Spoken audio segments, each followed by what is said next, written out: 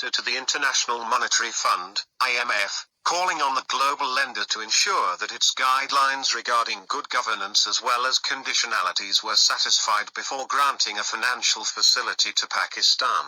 It also demanded an election audit of at least 30% of the national and provincial assemblies' seats, which the party said could be accomplished in merely 2 weeks. Last week, PTI Senator Ali Zafar had said imprisoned PTI founder Imran Khan would write to the IMF and urge it to call for an independent audit of the February 8 general elections before continuing talks with Islamabad.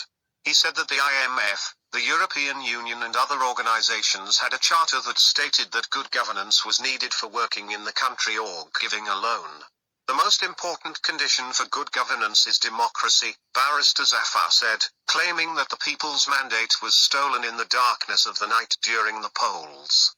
However, the party's move was met with severe criticism from political forces.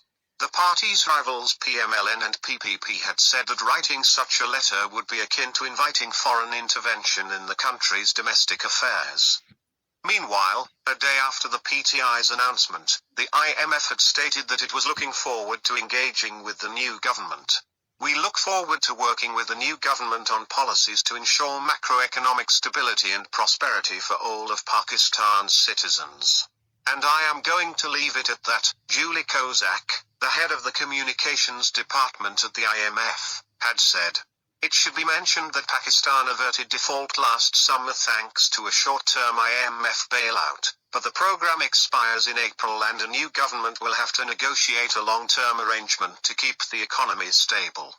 In its letter addressed to IMF Managing Director Kristalina Georgieva today, a copy of which is available with Dawn.com, PTI spokesperson Rauf Hassan said the letter was being sent under the instructions and on behalf of Imran.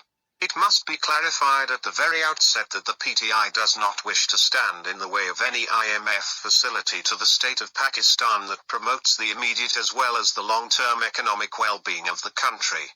It is clear that such facility, along with the national commitment to bring about necessary reforms that facilitate repayment and enable the country to stand on its own feet, can only be negotiated in the best interests of the people of Pakistan by a duly elected government that has the trust of the people of Pakistan, it stated. The letter said the PTI was aware of the importance IMF attached to good governance, transparency, upholding the rule of law and curbing corrupt practices while entering financing agreements with member countries. It highlighted the policy adopted by the fund in 1997 under a guidance note titled "The Role of the IMF in Governance."